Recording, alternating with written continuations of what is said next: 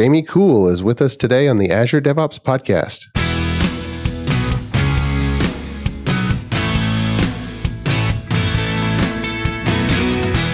The Azure DevOps podcast is a show for developers and DevOps professionals shipping software using Microsoft technologies. Each show brings you hard-hitting interviews with industry experts, innovating better methods, and sharing success stories. Listen on to learn how to increase quality, ship quickly, and operate well.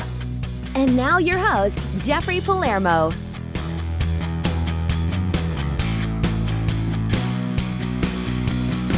Welcome back to the Azure DevOps podcast. Go online to www.azuredevops.show to see show notes and other episodes. Today, we're talking about what's going on with Azure DevOps. To discuss this is Jamie Cool. He's the Director of Program Management for the whole product, managing dozens of program managers all around the world, shipping loads of features on the platform. Jamie, how are you? I'm doing great. Just got back from Thanksgiving break, which is very recharging. So looking forward to the new week. Did you take the whole week off or just a few days? I took almost the entire week off. There were a couple of meetings that I just had to go and do because, we have folks from around the world. We did an all hands for India actually on Tuesday. But for the most part, I got to take the whole week off. It was good times. Nice. Now, are you a turkey or a ham guy? I am definitely a turkey guy. Thanksgiving is turkey and Christmas is ham. That's the way it is. Yeah. Awesome. Well, there's so much going on in the DevOps world and also with the Azure DevOps product. And before we get into that, how did you end up in your current role, and what's your trajectory been up to this point?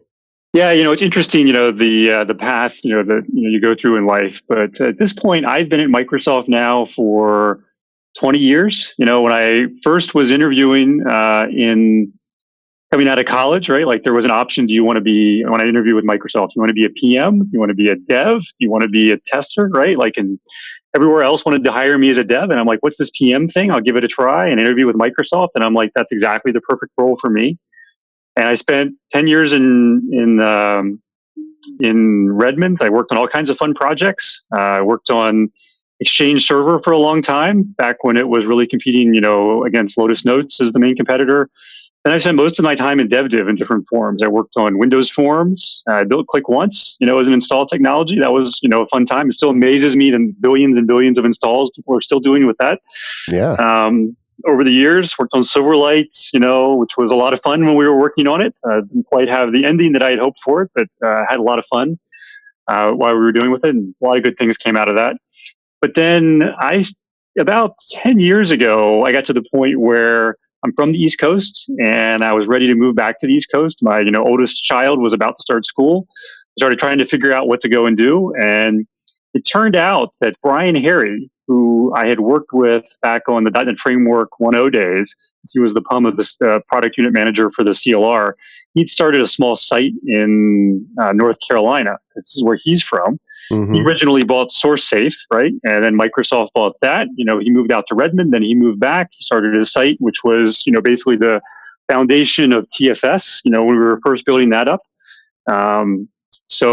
And it was in the area that I was looking for. So I ended up joining this TFS team about 10 years ago. And it's turned out to be an incredibly exciting space because if you look at, over the last 10 years, what's happened? One, just the amount of energy that has gone in development tools across the entire energy industry has gone through the roof, right? The phrase software is eating the world is absolutely true. And then the amount of energy that is going into making the lives of developers better is going up exponentially. And I've gotten to be, continue to be a big part of that because that was one of the things I loved in my previous roles when I was in Redmond. That was still in the development division inside of Microsoft. So it was, again, my customers were developers. It's kind of who I understood. So that's been a lot of fun. The other thing that's happened is that the whole services wave has taken off, right? So it used to be that we had really an on-premise server that you would get and you would install and you would ship a new version of that every 2 or 3 years, right? That was the ship cycle. In fact, I can remember, when I was working on different parts of Visual Studio, there would be this is the month where you can't install Visual Studio and we're just gonna have to wait for a good installer, next month, right? Type of phase, right? Yeah. It gets worse than that. I remember I was in the Exchange team. And so I was on the innermost dog fooding ring. So it'd be more like, oh, this is one of those weeks where you don't get email. Got it. Right. Oh, wow. So, you go through all of that, but now the service is waived and we ship dozens of times every single day. Mm-hmm. And so the time to get product out and get feedback from customers is just totally changed. And like the engineering that you do and the way that you work is totally different from how you build an on-premise product to how you build a service. So I've got to kind of go through both of those. And, in that phase, in the TFS, the STS, now Azure DevOps team, I've been playing a role, again, centrally, in the areas most oriented towards developers. So being responsible for the version control spaces, the CI, CD pieces, most of the things that are the parts of the product that the developer persona uses the most is what I've been responsible for the most over time. That's quite the journey. And I think the whole Microsoft space and all the people using Visual Studio, and I've certainly been developing with Visual Studio for over 20 years. It's transforming at a pace that's much quicker than the previous decade. And it's just, you guys are on fire with all the stuff you're pushing out. I think there's some blog posts and videos of the internal Microsoft DevOps transformation that's been going on. How's that going? What's finished, and what's the roadmap look like for what you guys are doing internally? Yeah, we kicked off this effort 4 or 5 years ago. We refer to it as, one ES, one engineering system internally, but really it was a push, and it started in large part with Satya, with the declaration that with Microsoft, we wanted to have the best engineering system in the industry, right? And there were 2 reasons for that.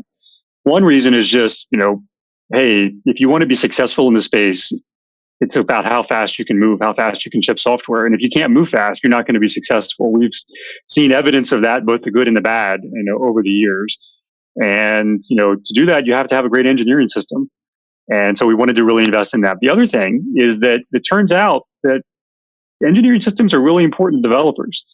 And whether the developer is going to be happy and motivated and whether they're going to join your team and want to stay on your team is largely impacted by how good an experience the actual development process is. If them writing code and like building the change and validating the change takes a long time and is really hard and error prone, then they're not going to be happy, right? Because they're not going to be satisfied. So that was a big thing. So we kicked off this initiative, and Azure DevOps are really the central set of tools that are powering that. And a lot of the innovation that we've been doing over the years around making our tools and our system great for Microsoft for internally had been then shipped externally. And now at this point we've got 97,000 users each month that are internal to Microsoft that use Azure DevOps to ship our software. These numbers go up so fast, but I think we run 500 million tests every single day using Azure DevOps internally. We deploy 87,000 times every single day with Azure DevOps. And those numbers, you hear me pausing on them because they go up by 20% month over month. And part of that is because the journey that you go through is kind of twofold. One part of it is onboarding different teams and getting them to the tools that are going to help make them more productive, right? And now we've onboarded the Bing team or the SQL team or the Office team, right? You go through that so you get more folks using it. But then the next phase you go through is once you're able to, once you've made the investment, then you can start shipping more often. Then you start, shipping faster and doing these things with greater cadence inside of the teams that have onboarded. So, we have onboarded most teams inside of Microsoft, not all of them yet, because it takes, I know lots of customers that it's the same thing externally as it is internally. You've got different products that, sometimes the effort to go do the move, you're not willing to go, you don't have the ROI for it, or you have the ones where the ROI is there, but you have to find the time and the energy and the inertia to go do that. And this has been, I think, one of the things that I've seen characteristics of very successful teams, that they find the time and energy to make those investments because they're the type of things that they don't pay off next week. but they pay off over the long run. And if you don't make those investments, then you don't get that return. And and worse, they kind of cascade on each other, because like the longer you go with making an investment, the harder it gets to continue to make the investment, next as part of it. So all the teams at Microsoft are at kind of different levels of onboarding and where they are as part of it. Like some of them, like everybody obviously has, great CI. Everybody has lots of tests, but even with tests, like, if I look back at just the tests for my product, like 3 years ago versus today, we had tons of tests.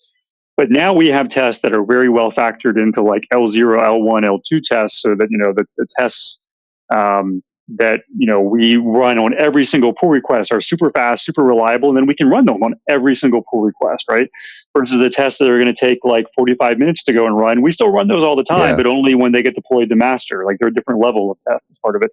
And getting to that, like, is a different transformation. I think different teams are all on different journeys around test and deployment, sides of things. But we're really happy with how that's been going. And I think I'm especially happy with the work that we do in those areas, how they then, get to pay off and translate to other customers. I was doing a demo 2 weeks ago to some external customers about this new feature we have coming in pipelines, which basically makes it so that you can have compliant pipelines, right? Like, which means that, like, if you wanted to make sure in this particular organization, every pipeline has credential scanning in it, period, right? Mm-hmm. You don't have to rely on the person authoring the pipeline to do it. You can just make sure that that's built in. And the customer that I was showing that to was like, going like, that's exactly what I want. And the reason why we built that is because it turns out the Azure team needs that. Wow. That's a lot of change. And that's a lot of tests. Just out of curiosity, is it all, what's the distribution of tests and technologies? I'm sure the listeners are thinking, all right, is it in unit? Is it X unit? Are we using Selenium? Are there any other tools I need to think about? Okay, I'm going to let you in on a dirty little secret. So it used to be, I mentioned before when I was interviewing for this job, there were 3 disciplines at Microsoft: PM, Dev, and Test, right? Yep. And the core product team. Now there's only 2, PM and engineering. About 2 or 3 years ago, we merged the disciplines together. It turns out that's pretty critical for being able to ship software faster. Like the devs need to be responsible for the quality of the code. If not, there's this weird kind of secondhand thing. So when we had a test team, one of the things that when you have a test team that's kind of universal, at least it was at Microsoft, is I've never met a test team that didn't, want to have their own test framework. So over the years, like, we have just an innumerable number of individual test frameworks and test libraries internally at Microsoft. So if you were to go get the distribution of them, like, I would start saying names that, like Mad Dog, right, that you wouldn't recognize, that, are internal to different teams. The Windows team uses that one, the Office team uses that one, type of thing. That's another kind of change that's been gradually going on as part of this. And I think more and more of them use MS Test as the core runner, but then the frameworks that you can use can be anything, NUnit, XUnit, as part of all of that. And there's not really a prescribed, what you need to use, test framework inside of the company right now. Okay. Wow, that's interesting. Yeah, I can see how when you split the teams organizationally, they all start to branch out and do different things. Yep. So what are the next big shifts for the Microsoft transformation that you're currently working on, but that not quite where you want it to be? It's been interesting. You talk about Microsoft transformation. The other thing so I've been here 20 years, right? And it's been interesting for me over those 20 years to see, the things that have shifted and changed and where we've succeeded, and where we've struggled more as part of it. And, like when I started 20 years ago, Microsoft, I think you would describe it primarily as a consumer company. And then the big thing the first 10 years that I think Microsoft did a really good job at was becoming much more of an enterprise company and, understanding that customer base, because 20 years ago we didn't, right? And, over that journey we've been on, like, we really do understand the enterprise more. We've kind of built that muscle, built that customer base, in a stronger way. And then, I think but at the same time, I think we missed a bunch of things that were kind of obvious in the consumer space. And there were things that, maybe weren't the right strategy or the right philosophy, and how we approach things over the past. And it's been interesting the last 6-7 years to see this other transformation that we've been going through. Internally, we often talk about it as like this new Microsoft. And it means a lot of different things, right? Like, it means, it means not proprietary, not locked in. It means like, what does the customer want? Like, let's just kind of like see where the customer's at, what the customer wants, and like do the right thing for what that customer needs. And it's been fun from my standpoint. Like you can go across the company, you can see lots of different evidence of this. Like if we're going to have an Office client, of course it should run on iPad and it should run on Android and those sorts of things. Oh, PowerShell, like why can't that run on all the platforms? And there's just countless. In Azure, of course it should run Linux VMs. Like there's like dozens and dozens of these. For mine, like one of the fun things that I was part of was the Git transformation.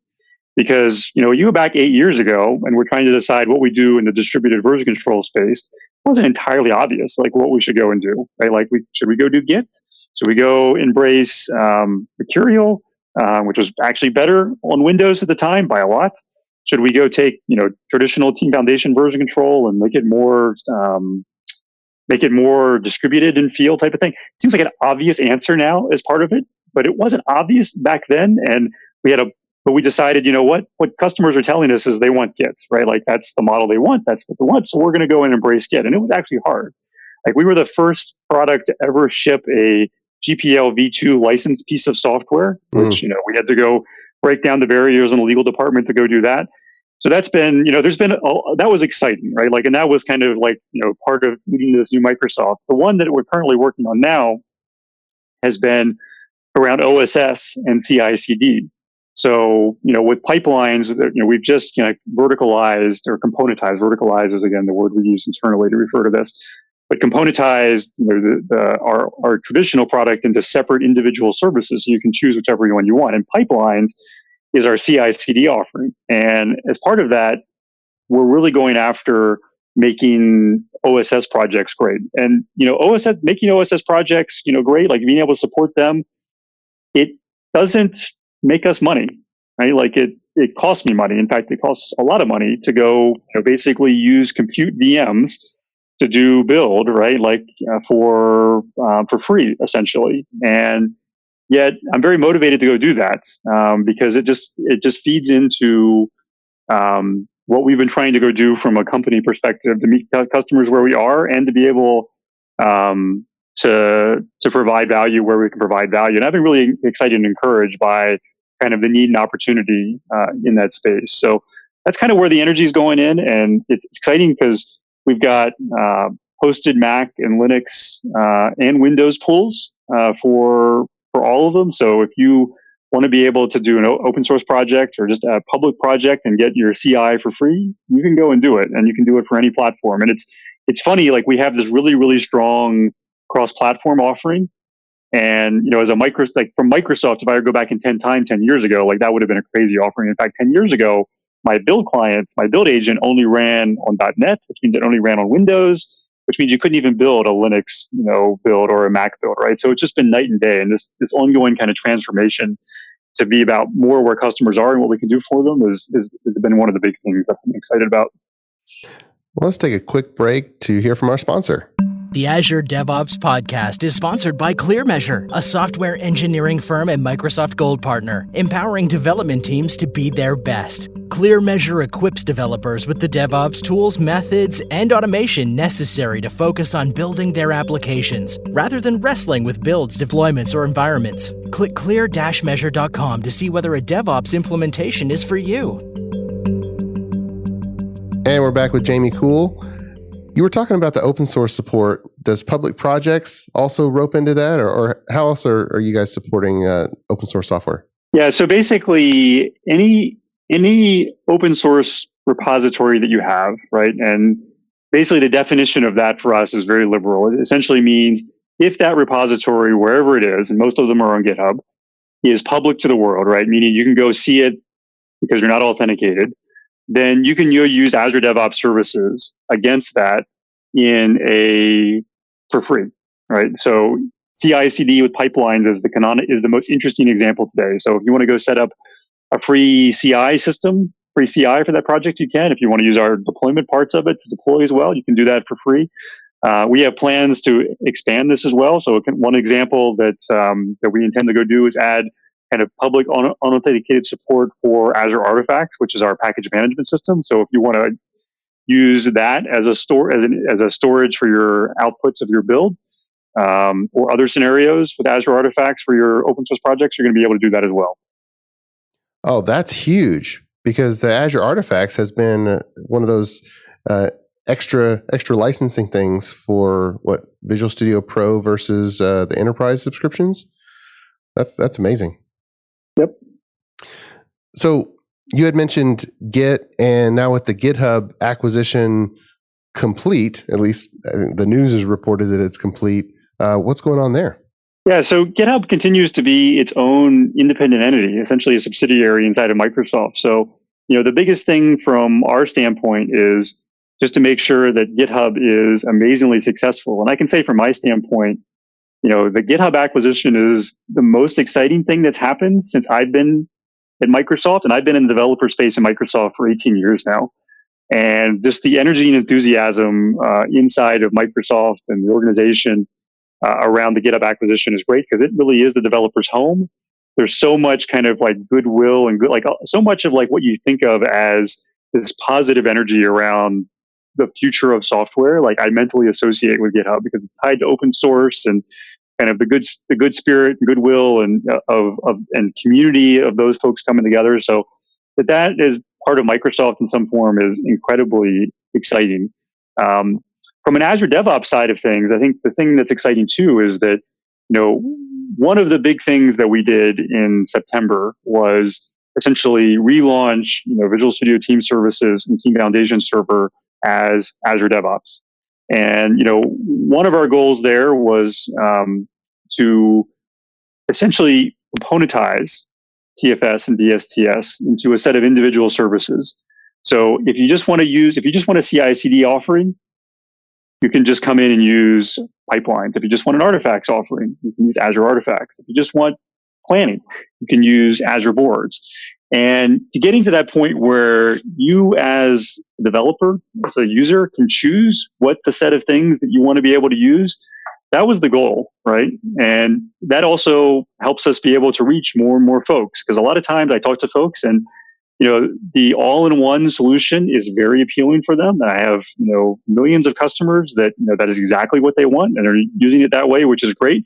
I talked to lots of folks that have a very specific problem and they want a solution for that. And they want to know what we can do to help them and putting it in a form that, makes it so that they have the choice of how they want to use it has been very powerful. So then you put that in the context of, the GitHub conversation. And it means, if you want to use GitHub with Azure Boards and Azure Artifacts and Azure Pipelines, you can do that. The open source offer that we're doing, became even more exciting when you pair it up with, GitHub and the offers that we're putting out as part of this. You also still have the choice, though, if you want to use Azure repos, pipelines, boards, artifacts, all of it all in one. So really, the user just got a bunch more choices in terms of how they do this, and that evolution of our offering fits really well with GitHub as part of it. So I'm really excited to have GitHub part of the family. Yeah, it's pretty amazing that every open source project on GitHub could have a free build and publish to NuGet pipeline. It is indeed. So that's a lot of stuff to to even cover. What's the evolution of DevOps and the developer experience? Where do you see it going? Yeah, it's an interesting question, right? Going back in time again, when I first joined this team 10 years ago, the statement's going to sound crazy, but it's true. 10 years ago, about half of the users I would talk to don't use version control. Like you were still onboarding people to use version control for their software. And 10 years ago, probably about a quarter of them were using Visual Source Safe as their main source control system. And this was many years after Microsoft had basically put Source Safe into maintenance mode. So where folks were at was, to put it mildly, a very immature state. And then you start talking about like, do you have an automated build, right? Like maybe some people had some automated builds. That was becoming like kind of the newer process, right? Having a CI build, that was exciting, right? And, automated tests, automated deployments, like forget about it, right? Like that was a very different world. Right. Now you fast forward today, everybody uses source control. Like not everybody, but like basically everybody uses source control.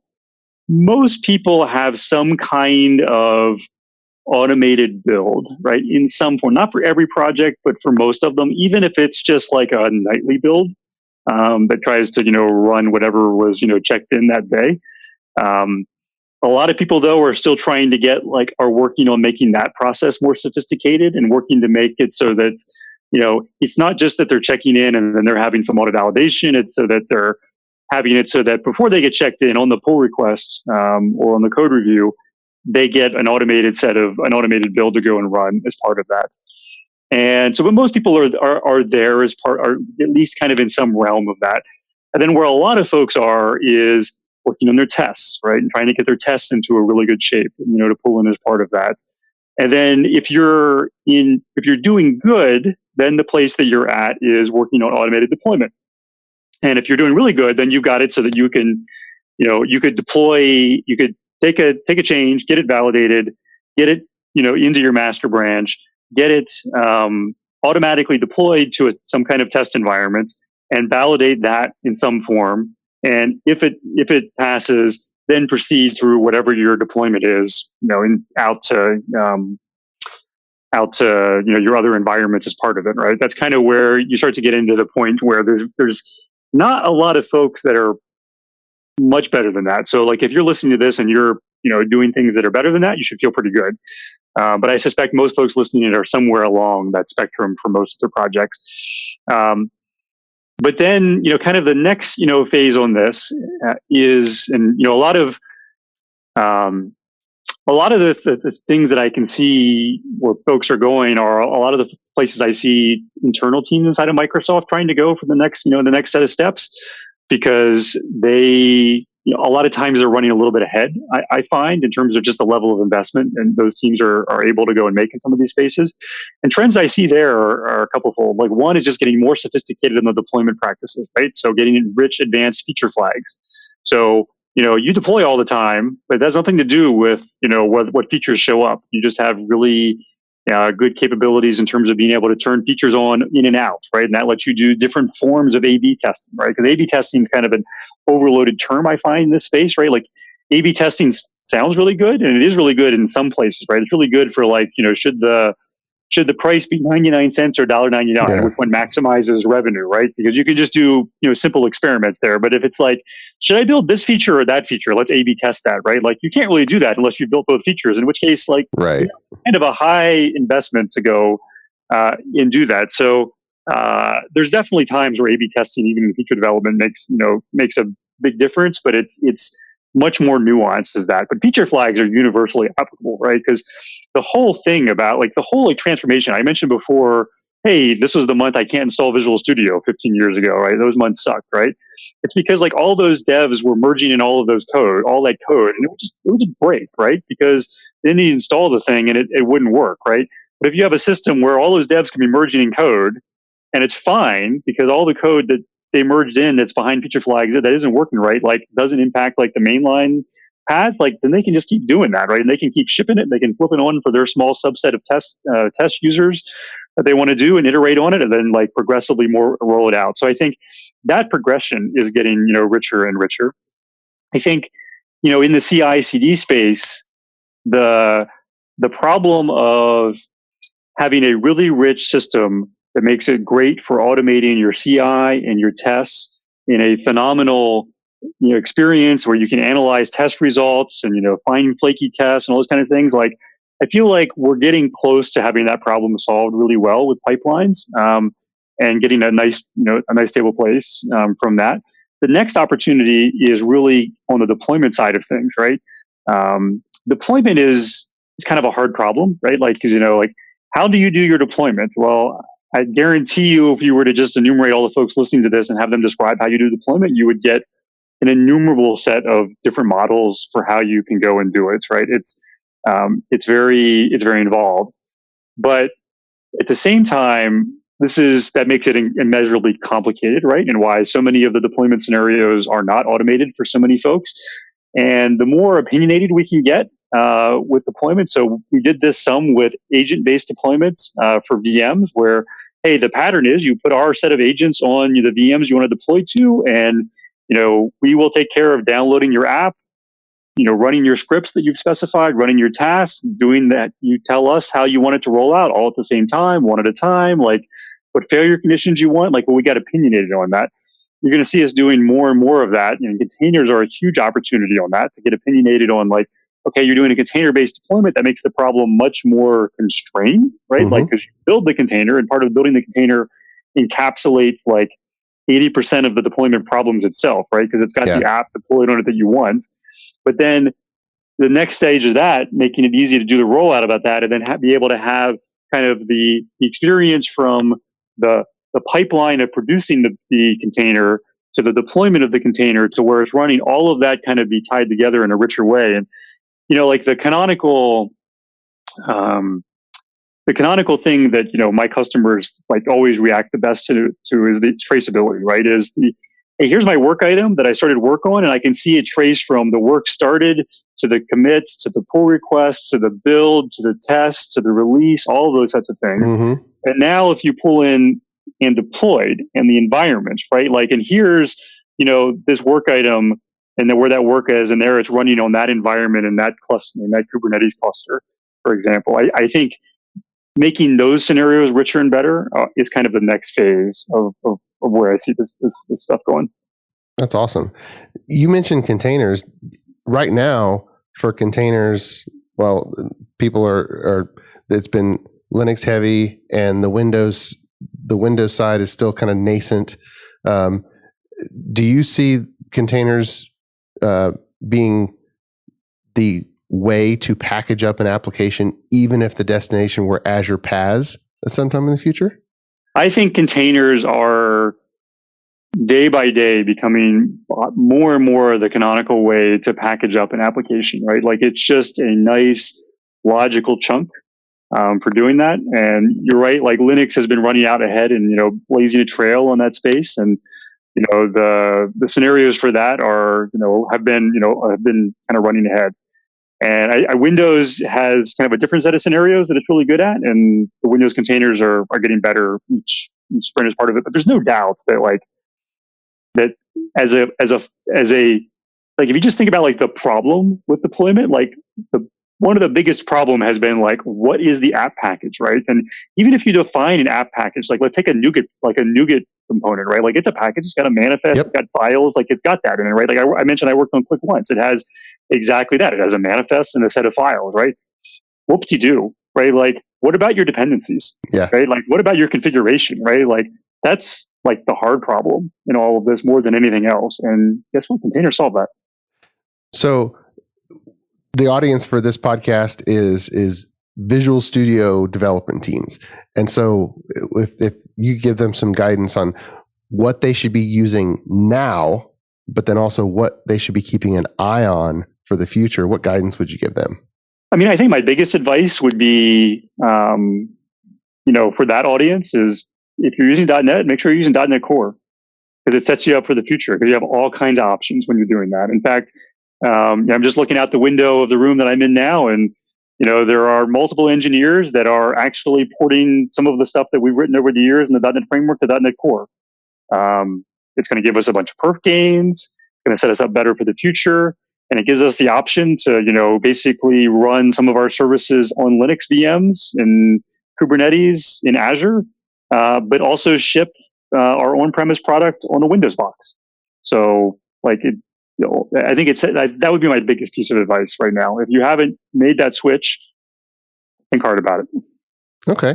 And if for containers specifically, because there's a lot of folks that have that question, if they're in Visual Studio and if they're in .NET Core on SQL Server, but their entire company, of course, has been Microsoft shop, Windows everywhere, and so they're still targeting Windows, but they haven't moved to Microsoft Core. When would you advise them to switch to Windows containers? I think, if Windows containers meets their needs, like if they can take their application and they can put it into a Windows container and it does everything they need it to go and do as part of that. In fact, that's an exercise that we've been through in different forms over here. Then doing that gets you to the point where you have an encapsulation of your app that then is easier to deploy and manage in many ways than, because the alternative is essentially having to run the infrastructure in some form, even if it's Azure infrastructure, and then via different mechanisms, including the one I talked about before, the pipelines has built in to help you get the application out there. Like you can do it that way, but if you can encapsulate everything into one container, one package, one format that makes it easier, like hey, just spin up that container and you've got your application. It solves a lot of problems. There are always nuances in terms of like what your application needs to go and do and how you're deploying it and those sets of things. But if you can do that, then there's a lot of possibilities for that. And before we go, is there anything else that our listeners should follow up on? Well, I think if you're interested in Azure DevOps, the best places to stay up to date on that, go to azure.com/DevOps. Off of that site, it has links to all of our docs, our news feeds, our feature timeline for what's coming up, as well as our release notes, because we still ship major releases and publish updates for what's changed on the service every 3 weeks. You can follow Azure DevOps on Twitter. There's a steady stream of news going on that, as well as the Azure DevOps channel on YouTube. Awesome. Well, thanks so much, Jamie, for visiting with me. All right. Sounds great. It's been a lot of fun. And until next week, keep shipping. You've been listening to the Azure DevOps Podcast, a show for developers and DevOps professionals shipping software using Microsoft technologies. Go to www.azuredevops.show for show notes and other episodes. On behalf of your host, Jeffrey Palermo, and our sponsors, thanks for listening, and may God bless you.